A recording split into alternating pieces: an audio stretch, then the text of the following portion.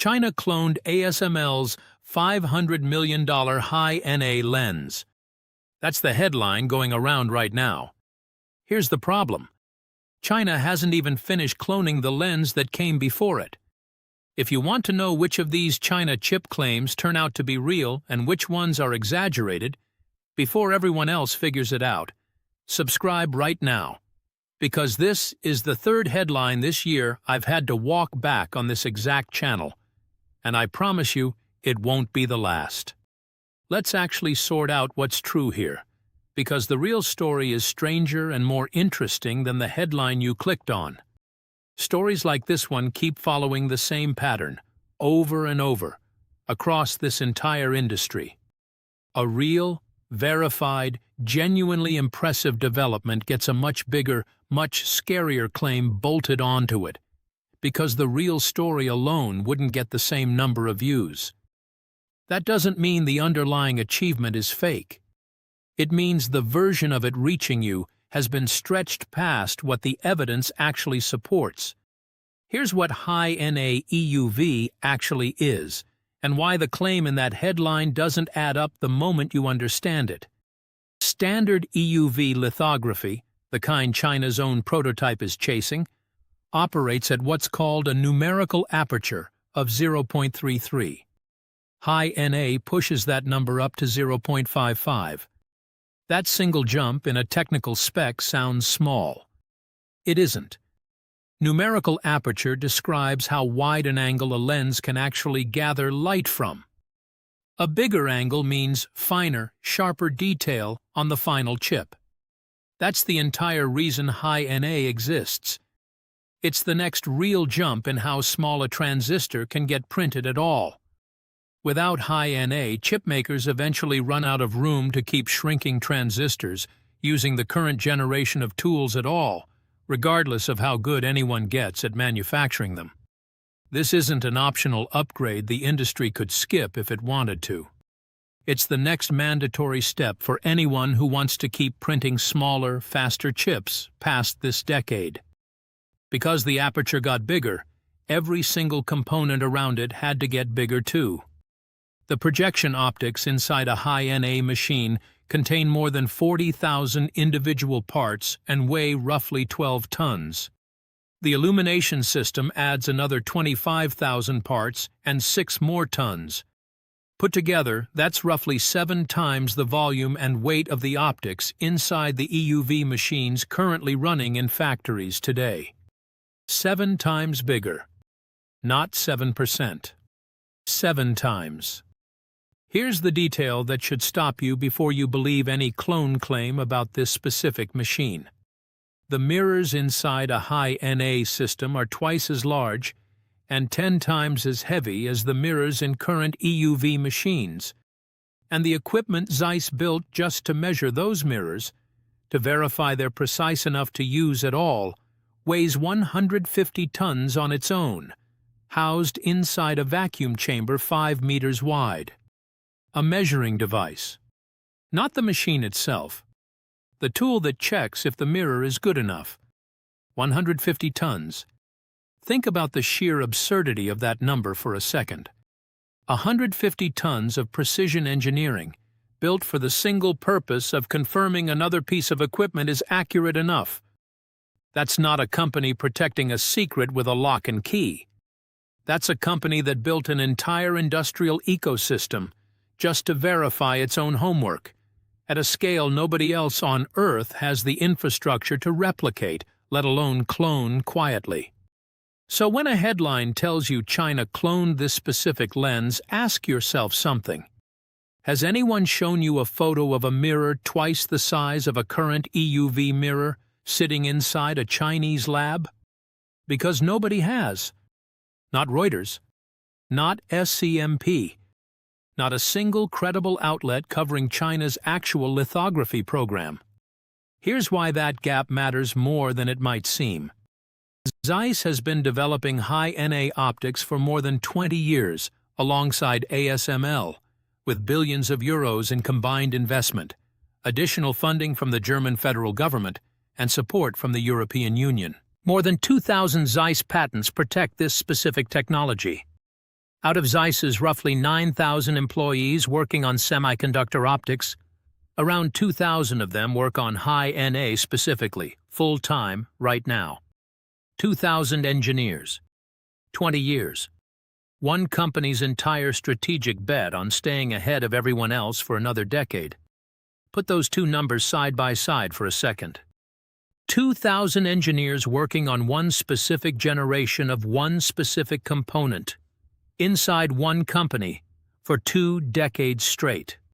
Most entire national semiconductor programs, across entire countries, don't commit that much dedicated talent to a single problem for that long. Zeiss did it for a lens. And here's where the timeline actually stands in the real world, not the headline version. ASML only began series production of its first High-NA machines, called the XE5200, in 2026 this year. Intel is the first customer actually running these in high-volume manufacturing. TSMC follows after that. Industry projections suggest total global production stays in the low tens of units per year through at least 2028. Read that again. The company that invented this technology, with 2 decades of head start, is only just now getting it into a small number of factories. Think about what that timeline actually means for anyone claiming to have cloned it already.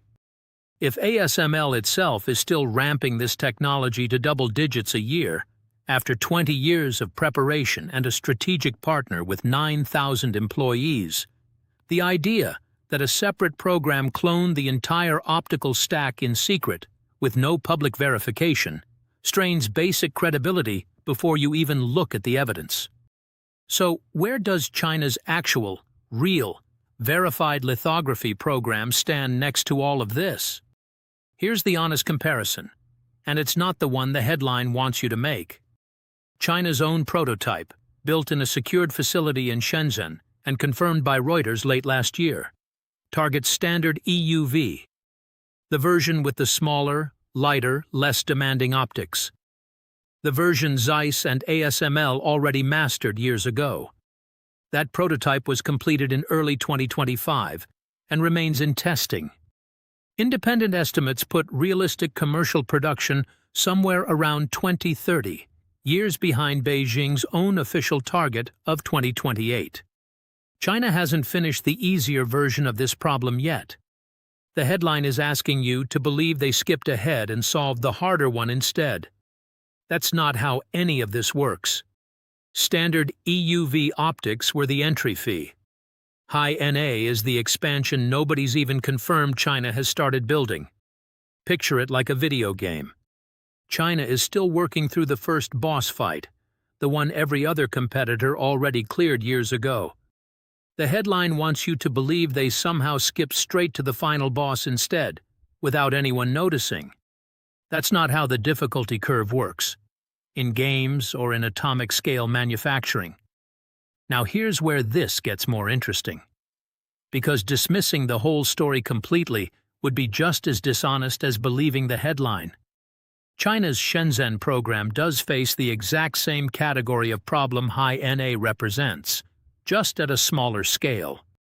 Multiple reports indicate the prototype still lacks precision optics anywhere close to Zeiss's quality, forcing the team to rely on second-hand components sourced from companies like Nikon and Canon, and reportedly compensating for imprecise mirrors using AI-assisted correction software instead of matching the actual manufacturing tolerance.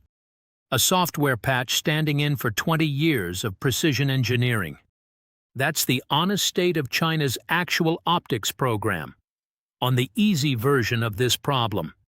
Think about what that engineering choice actually reveals. Every other publicly known attempt at closing this gap has focused on eventually matching Zeiss's manufacturing precision directly, through better materials and better quality control. China's team apparently made a different bet entirely, building mirrors good enough to function, then using real-time computation to paper over the difference. That's either a genuinely clever workaround or a fragile patch that only survives under narrow lab conditions. and there isn't enough independent evidence yet to say which. So here's the honest scorecard on the actual claim in this video's title. What's real? China has a genuine, working EUV light source, confirmed by multiple independent reports. A real engineering achievement in its own right. What's fabricated? The specific claim that China cloned the High-NA lens. No credible source has confirmed China is even attempting High-NA optics yet, let alone succeeding at it. What's the actual price tag? Reporting on ASML's own EUV systems puts the commonly cited figure closer to $350 million, not $500 million, which means even the headline's own number doesn't hold up under a basic fact check. Real light source. Fabricated lens claim. Wrong price tag. 3 strikes against one headline. Here's why Zeiss genuinely can't be stopped on this specific technology. At least not anytime soon. And it has nothing to do with secrecy or export controls. It's math. 20 years of accumulated manufacturing tolerance, refined patent by patent, mirror by mirror, isn't something you clone from a photograph or a smuggled component. Each High-NA mirror alone takes close to a year to manufacture, using a process that removes material 1 atomic layer at a time. You cannot rush 2 decades of atomic-scale precision with a recruitment drive, no matter how many signing bonuses you offer. That's the actual moat here. Not secrecy. Physics. Compounded over 20 years, with nobody else on Earth having walked the same road yet. There's a version of this story worth taking seriously, though, even with the exaggeration stripped away. Recruitment drives and reverse engineering have closed real gaps before, in other industries, faster than most experts predicted. Nobody should assume this specific moat is permanent just because it's currently enormous.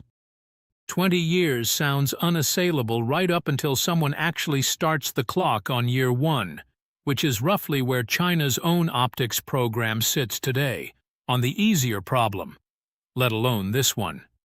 Let's recap where this actually leaves us, because it's a lot simpler than the headline made it sound. China has a real, working EUV prototype, targeting the easier of 2 lithography tiers. High-NA, the harder tier, remains entirely uncontested territory, with Zeiss 20 years and 2,000 engineers ahead of anyone. Nobody has shown credible evidence that China has even started on it. And the specific dollar figure attached to this claim doesn't match verified reporting either. Real light source. Fabricated lens claim. Wrong price tag. 3 strikes against one headline. So is Carl Zeiss actually safe here? For now, yes. On High-NA specifically, probably safer than on almost any other single piece of technology in this entire industry. The real race worth watching isn't this headline. It's whether China's Shenzhen team can finish the standard EUV problem they're already years into, before even thinking about the problem 7 times harder sitting behind it. There's a broader habit worth building from a story like this one, and it applies to basically every headline in this entire category going forward. Before believing a specific claim about a specific piece of hardware, ask where the photo is. Ask where the independent confirmation is. And ask whether the timeline even makes physical sense next to what the actual industry leader is doing right now. Most of these headlines fall apart under exactly that simple test, this one included. That test matters for a reason beyond just this one video too. Export control policy, investor decisions, and government funding all get shaped by exactly this kind of viral claim, sometimes before anyone in a position to verify it actually has the chance to. A headline like this one doesn't just misinform casual viewers. It can genuinely distort how seriously policymakers treat a threat that, right now, doesn't actually exist in the form being described. The production ramp for High-NA is constrained by more than just ASML's own assembly capacity, too. It's bottlenecked specifically by Zeiss's ability to manufacture High-NA optics sets, a qualitatively harder manufacturing challenge than even standard EUV optics, which were already the hardest part of the entire prior generation. ASML shipped somewhere between 3 and 5 XE5000 systems for research purposes in 2025, alongside the first production-ready EXE5200B unit. That's the entire global supply of this technology right now, at the start of its commercial life. 3 to 5 machines, worldwide, for research alone. That's the actual scale of an industry everyone assumes China secretly cloned overnight. None of this means China's broader chip ambitions deserve to be dismissed either, and it's worth being fair about that before we close. Real recruitment campaigns have pulled genuine former ASML and Zeiss engineers into China's domestic programs, offering salaries reportedly several times higher than what they earned in Europe. That's a real, documented talent drain, and it's a genuine long-term risk to exactly the kind of 20-year knowledge moat this video just described.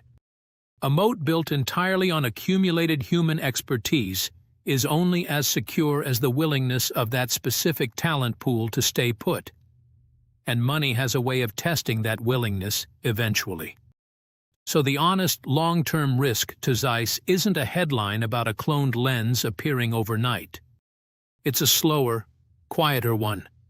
A handful of specific engineers, over a decade, each one taking a sliver of that 20-year knowledge base somewhere else. That's a genuinely serious threat. It just isn't the one this video's title claimed. Which claim do you think gets debunked next? Something about China's chips? Or something about America's response to them? Drop your prediction below, because at the rate these headlines are moving, we won't have to wait long to find out.